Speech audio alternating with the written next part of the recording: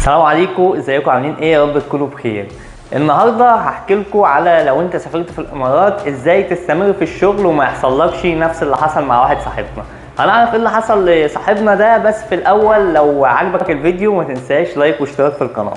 وعايز دلوقتي بس اقول حاجه بسيطه. في الفيديو اللي فات لما قلت ان انا ربنا موفقني بدعوات الناس اللي بتحبني، فانا قصدي كل الناس اللي بتحبني واولهم والدتي. بس انا في الفيديو ده بقول ان والدتي من اول الناس اللي بتحبني، دي حاجه اكيده يعني، بس هي عشان ايه ما قلتش والدتي فساعات بتزعل كده. فست الكل انا بقول اهو قدام كل الناس، يعني انا موفق في حياتي مش كلام، يعني انا موفق في اي حاجه عملتها في حياتي بدعواتك انت. طيب خلينا بقى نتكلم في موضوع ازاي تستمر في الشغل وايه الحاجات اللي ممكن تحصل لك تخليك تسيب الشغل او تخلي الناس اللي معاك يكرهوك او مديرينك ما يبقوش عايزينك في الشغل. طيب ايه بقى اللي حصل مع صاحبنا ده؟ صاحبنا ده كان متعين بعدي بشهر والمرتب بتاعه اقل مني 400 درهم. طيب دلوقتي لما عرف ان هو اقل مني ب 400 درهم ففضل يتكلم ازاي احنا شغالين مع بعض وفي نفس المكان وانت بتاخد اعلى مني ب 400 درهم. قلت له طيب ما انت وافقت، ولو مش عاجبك المرتب فخلاص انت ممكن ايه تتكلم معاهم او تشوف شركة تانية لو هم مش عايزين يزودوك. ففضل يتكلم لا ازاي انا المرتب بتاعي لازم يبقى زيك او كده، وفضل يتكلم في المدير ومش عارف ايه. من هنا بدأت تحصل مشاكل. طبعا المديرين ما بيبقاش عايز وجع دماغ، هو كل شويه يزن عليهم عايز زياده ومش عارف ايه، وبالذات اللي هم الفلابنه فبيريحوا دماغهم طيب ماشي هنعمل لك ومش عارف ايه، وتلاقيه مطنشك. وفي اول فرصه ان هو يمشيك من المكان او ينقلك مكان تاني بيعمل كده. طيب نكمل بقى ايه اللي حصل. المهم صاحبنا ده كان بياخد تيبس لما بيطلع مع الزباين وكده يطلع لهم الحاجه، فكان بياخد تيبس ممكن تاخد اصلا في اليوم الواحد حوالي 100 درهم، يعني ممكن يطلع لك تيبس 100 درهم. طيب انت بيجي لك مرتب من حته تانية، ليه انت باصص مثلا لل 400 دول او باصص للمبلغ اللي بيجي لي انا زياده عنك؟ طب ما انت بيجي لك مبلغ من حته تانية وربنا بيكرمك من حته تانية. المهم فضل يتكلم لا انا عايز زياده، لا انا مش هينفع، انا مش عارف ايه، انا عندي مسؤوليات. طيب يا حبيبي انت وافقت ليه من الاول؟ انت شفت المرتب وليكن جنيه فانت وافقت عليه، بعد كده بتقول لا ازاي، لا ما ينفعش، لا انا عايز زياده. المضحك بقى في الموضوع ان هما اتنين، واحد اشتغل وواحد رجع بعد 6 شهور. يعني انت ليه ما بتبصش على اللي رجع؟ انت دلوقتي واحد كان معاك، انت وهو جاي في نفس الطياره، نازلين في نفس المطار، جايين مع بعض من نفس البلد، انت اشتغلت وبقيت تاخد مرتب، هو بعد 6 شهور تدوير رجع. ليه انت ما بتبصش لحته زي دي؟ ايه يعني مثلا فرق المرتب؟ يعني خلاص عادي، ما هو انت اشتغلت.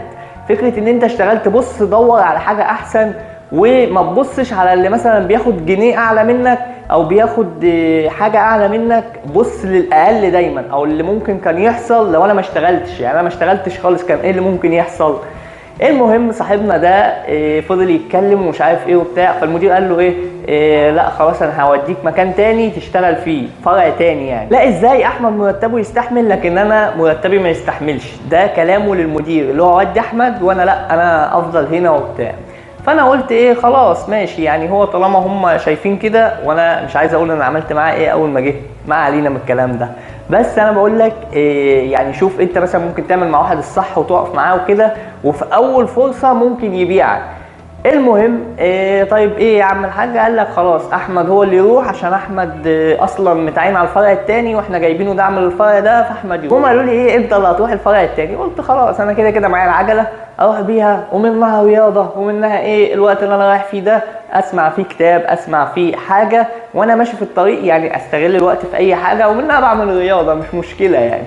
المهم خلاص تمام، ومشيت اموري على كده ان انا خلاص انا اللي ماشي وهو قاعد مكمل في الفرع ده. ما هو مش عايز يمشي عشان هو ايه بيطلع له تيبس، فهو المرتب بتاعه هيضيع منه شويه في المواصلات ومش هياخد في نفس الوقت التيبس. المهم خلاص انت اللي هتمشي انا اللي همشي. حصلت ظروف والناس ما مشيتش، قعدوهم شويه محدش مشي ولا انا ولا هو. طيب بعدين جه ايه واحد تعب من الفرع التاني فقال له انت بس ايه هتروح انت اسبوع وبعد كده هنجيبك تاني وخلاص ما تقلقش الدنيا تمام. المهم هو راح من هنا، وبعدين المدير قال خلاص انا مش عايزه، ان الشخص ده انا مش عايزه وانا مستكفي بالناس اللي عندي ومش عايز حد تاني. فالفكره في ان عدم رضاك باللي في ايدك ودايما بتدور اشمعنى ده اشمعنى ده، لا دور على الاحسن وما تقولش اشمعنى. اشتغل على نفسك في الحته اللي انت فيها وربنا يفتحها عليك من حته تانية. ما بتقولش اشمعنى ده بياخد وانا ما باخدش، ما هو ده رزقه، انت رزقك في الحته دي. يمكن ربنا كرمك في حته تانية، صحتك كويسه، عيالك كويسين. الرزق هو واحد بس ممكن يجي لك في صوره ويجي للتاني في صوره. ممكن يجي لك انت يعني هو كان بيطلع له تبس كويس، ما ممكن يجي لك التبس ده اعلى مني انا بكتير. ليه باصص لل 400 بتوعي؟ او ليه باصص انت فاهمني الحته دي؟ وليه انت وافقت من الاول طالما انت المرتب مش عاجبك؟ المهم كمل وجاله شغل تاني في حته تانيه بنفس المرتب بس السكن على الشركه وكده. فقال ايه، لا خلاص انا هسيب الشركه دي وهنقل وبتاع. فبعدها نقل من الشركه دي لشركه تانيه، ودلوقتي برضه مش مستريح في الشركه دي، بيقول يا ريتني ما كنت نقلت ويا ريتني ما كنت رحت. رضاك باللي انت فيه وانك تدور على الاحسن وما تقولش اشمعنى ده واشمعنى ده، لا ظبط من نفسك وحسن من نفسك انت. ما تقولش اشمعنى ده اعلى مني، بص للي اقل منك وما تبصش لاعلى منك، بالذات في حته المرتب، لان المرتب ده رزق. ودي من الحاجات اللي هتخليك تستمر، انك ما تبصش للي معاك او في نفس مكانك وبياخد مرتب اعلى منك.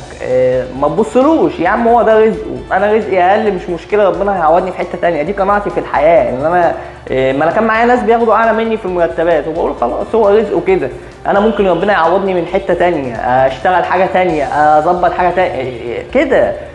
في قصص كتير ممكن احكي لكم منها. لو عايزين حاجات زي دي قولوا لي تحت في التعليقات، واشوفكم في فيديو جاي. السلام عليكم.